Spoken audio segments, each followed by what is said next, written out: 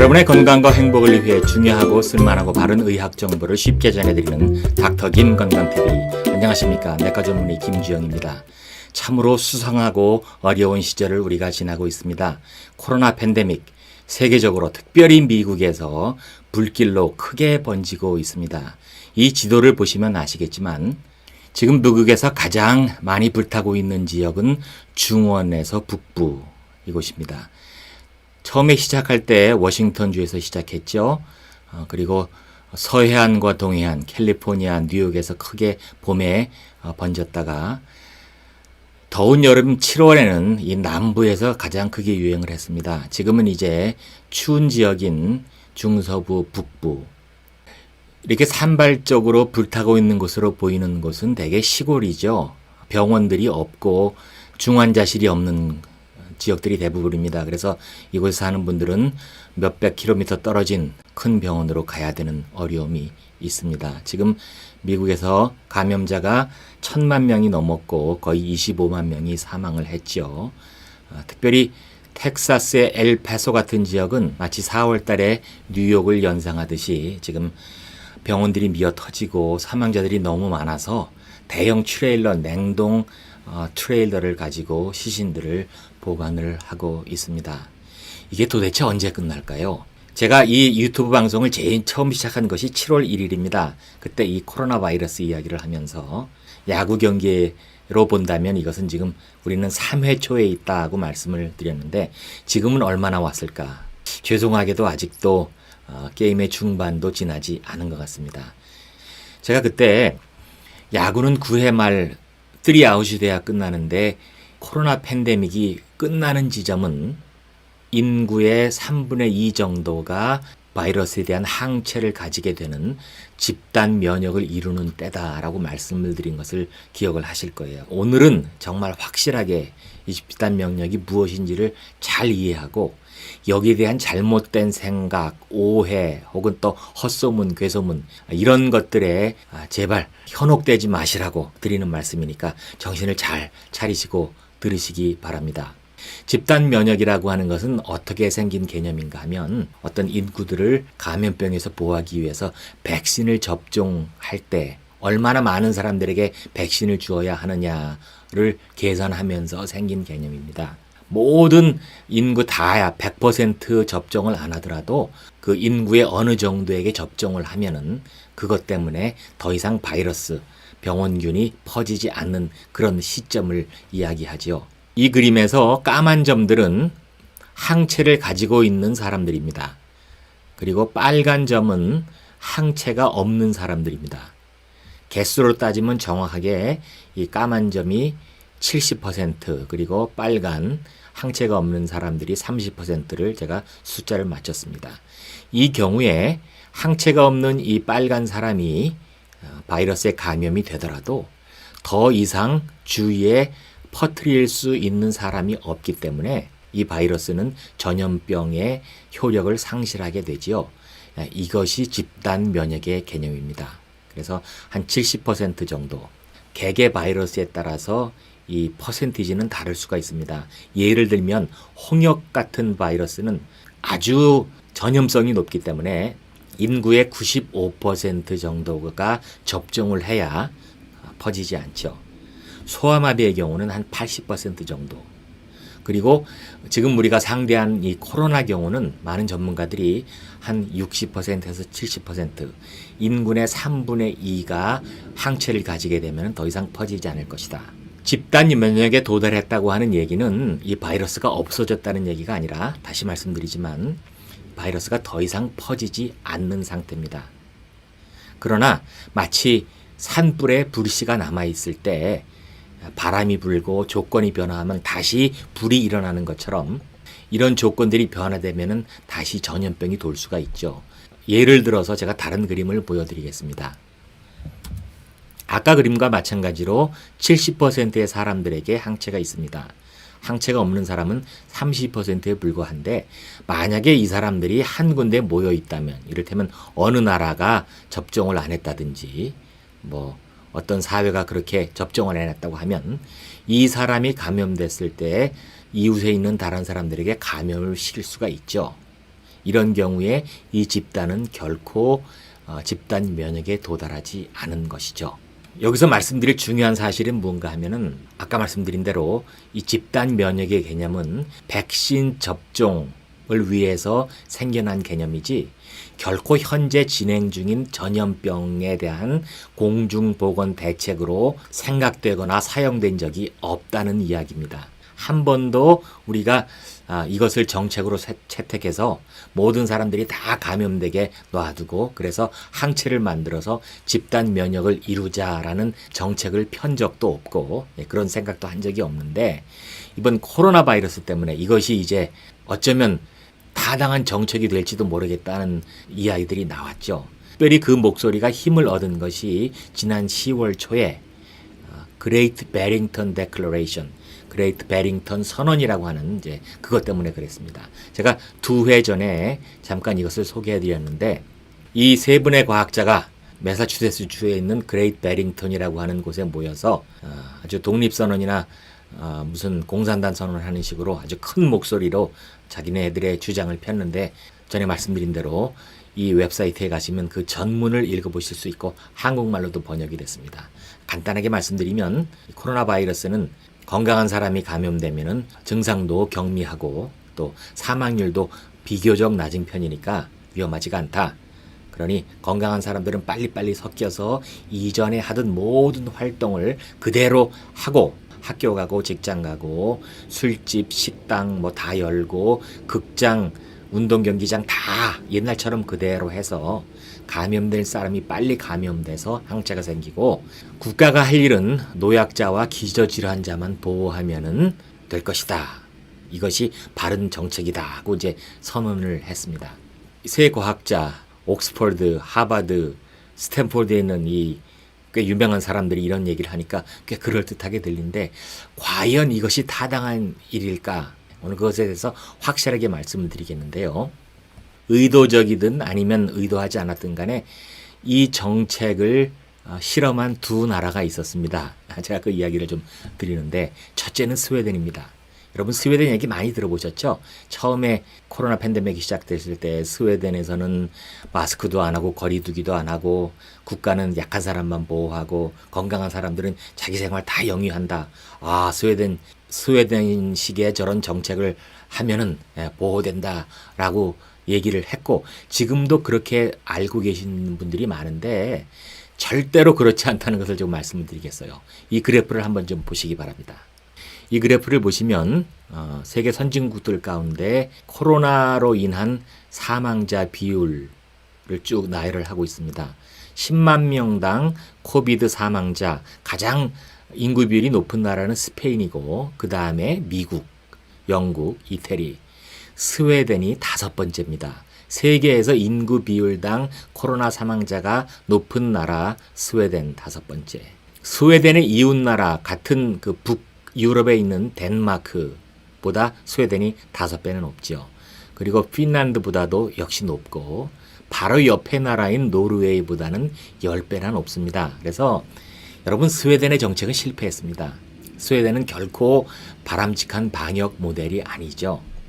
더 섬찟한 그래프를 한번 보시기 바랍니다.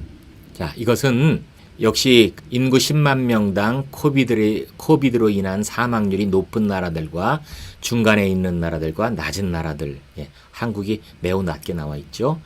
높은 나라들은 역시 유럽, 스웨덴.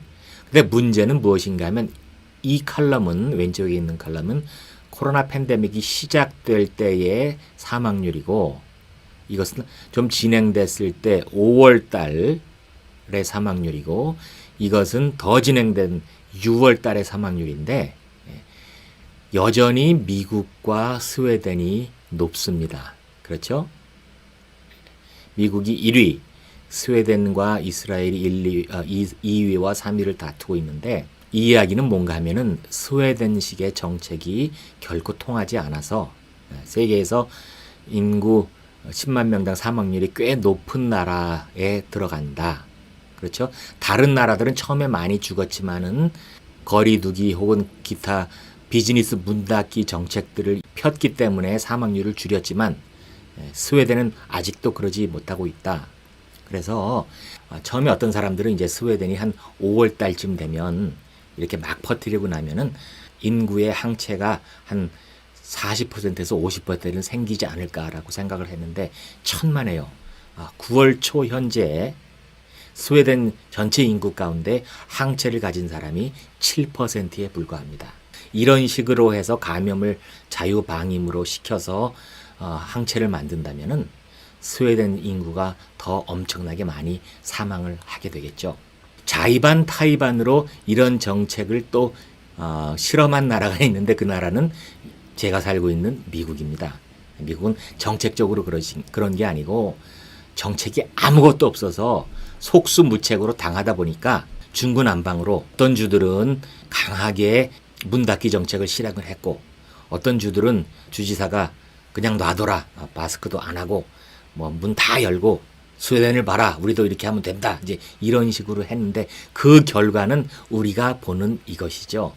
세계 제1위 감염률과 사망자 수에 있어서 세계의 최첨단을 달리고 있는 이 미국 정말로 실패한 한 예죠. 지금도 미국에서 마스크 착용을 의무화하지 않은 주가 16개입니다. 희한하게도 어떤 당에 속한 주지사들이 있는 곳이 그래요. 마스크가 마치 어떤 정치적인 심볼로 해석되고 있는 이 나라 얼마나 잘못됐는지 이 그래프를 보시면 11월 10일 현재 확진자가 가장 빨리 늘어나고 있는 몇 개의 주들이 나와 있습니다. 노스다코타, 사우스다코타, 아이오와, 와이오밍, 위스콘신, 네브래스카, 미네소다, 몬태나 이런 주들은 대부분 아까 말씀드린 대로 주지사가 비즈니스를 문 닫게 하거나 마스크를 착용하게 하거나 하는 정책을 실행하지 않고 자유방임적으로 놓아둔 주들입니다. 그래서 지금 많이 당하고 있죠. 뉴욕에서 한때 봄에 많이 사망자를 내고 아주 처참한 그 상황을 만들어낸 다음에 잠시 이제 감염률과 사망률이 줄어든 때가 있었습니다. 그 여름에. 그래서 어떤 성급한 사람들은 이제 뉴욕에 벌써 집단 면역이 이루어졌기 때문에 더 이상 퍼지지 않는다라고 성급하게 얘기를 했죠. 그 당시에 뉴욕시의 인구의 한 22% 정도가 항체가 있었습니다. 그래서 어떤 성급한 사람들은 70%까지 안 가도 25%나 30%만 항체가 있으면 더 이상 퍼지지 않는다라고 얘기를 했는데 그것이 결코 사실이 아님을 다시 한번 요즘 증명하고 있죠. 뉴욕도 그렇고 시카고 여러 곳에서 다시 드러나고 있습니다. 집단 면역 이 개념은 결코 지금 현재 유행하고 있는 전염병에 대한 공중보건정책이 될 수 없다. 이것을 꼭 기억을 하셔야 됩니다. 그리고 중요한 것은 방역 수칙을 지키는 주들, 방역 수칙을 지키는 사람들 때문에 감염률과 사망자가 줄어든다는 것입니다. 지난 회에 말씀드린 대로 우리가 마스크를 쓰고 거리 두기를 하고 손 씻고 이제 이런 일을 하면 혹시 감염이 되더라도 들어오는 바이러스의 양이 작기 때문에 영어로는 바이럴 로드라 그러죠. 그것이 작기 때문에 크게 질병으로 고생하지 않을 수 있다. 예를 들어서 연탄가스를 우리 어렸을 때 맡아보신 적이 있죠. 연탄가스를 많이 맡으면 죽죠. 그러나 연탄가스를 조금 맡으면은 머리가 띵하고 아프지만 회복될 수가 있습니다. 마찬가지로 바이러스도 감염될 때 한꺼번에 많이 들어오면 치명적일 수 있고 방역 수칙을 지키고 마스크 쓰고 또 거리 두기 해서 혹시 감염이 되더라도 들어오는 양이 작기 때문에 많이 아프지 않고 잘 회복될 수 있다는 걸 이제 말씀을 드릴 수가 있어요. 그래서 그레이트 베링턴 선언 비록 유명한 과학자들이 얘기했지만 사실이 아니다. 이 선언이 나온 배경을 보면은요, 이것이 어느 기관에서 나왔는가 하면 American Institute of Economic Research라고 하는 기관에서 나왔는데 이 기관은 정치적으로 리버테리안, 자유주의에 속한 기관입니다. 미국의 정치 성향에서 우리가 아는 것은 공화당, 민주당밖에 없지만 그것과는 또 달리 좀 더 자유방임적인 사상이 있는데 그것이 이제 리버테리안인데 이 기관이 주장하는 것은 무엇인가 하면 국가가 시장이나 개인 생활에 개입하지 말아라. 그렇기 때문에 누가 이 기관들을 좋아하고 돈을 대주겠습니까? 물론 대기업들이죠. 석유 회사들, 그런 대기업들이 국가가 규제를 하고 그러면은 세금을 많이 물리고 그러면은 자기네들이 이익이 적어지니까 자유방임이 좋다는 것을 증명하기 위한 연구를 계속하도록 돈을 대주죠. 제일 대표적인 그 자금줄 중에 하나가 코크 브라더스입니다. 여러분 미국 정치에 있어서 제일 돈주머니가 깊은 곳이 코크 브라더스인데 공화당에다 많은 돈을 주고 있죠. 그래서 이 기관에서 나온 연구 결과들이 이전에 지구 기후 온난화에 반대하는 연구들을 많이 내보냈습니다. 브라질의 열대우림, 그것을 파괴하는 것이 경제적으로 좋다. 그 다음에 나이키 같은 회사들이 동남아시아의 가난한 나라에다가 아주 헐값으로 사람들을 노동을 시켜서 이렇게 하는 것, 이것이 그 나라의 경제에 도움이 된다. 뭐 이런 논문들, 그런 논문들을 주로 작성하는 곳에서 이 그레이트 베링턴 선언이 나왔습니다. 제가 보기에는 엄격하게 과학적이고 의학적인 바탕에 의해서 나온 논문이라기보다는 어떤 경제적인 주장을 펴기 위해서 나온 그런 경향성이 있는 선언이라고 생각돼요. 다시 제가 아주 단순한 산수로 말씀을 드리지만 미국 인구가 3억이라고 하면 이분들의 주장대로 미국의 인구의 3분의 2가 항체가 생기도록 감염이 되도록 놔준다 그러면은 2억 명이 감염이 돼야 되겠죠. 코로나 감염이 됐을 때 사망하는 사망률을 아주 낮게 봐서 1%라고 보면 200만 명이 사망하게 됩니다. 물론 실제 숫자는 그것보다 훨씬 더 높죠. 이런 주장을 펴는 것은 200만 명을 적어도 100만 명, 200만 명을 그냥 사망시키자. 강한 자는 살아남고 약한 자는 죽고 나라가 노약자들을 보호한다고 하지만 여러분 미국에서 그게 가능하겠습니까? 지금 이렇게 속수무책인데 어떤 정확한 정책과 엄격한 정책으로 노약자들을 보호할 수가 없죠.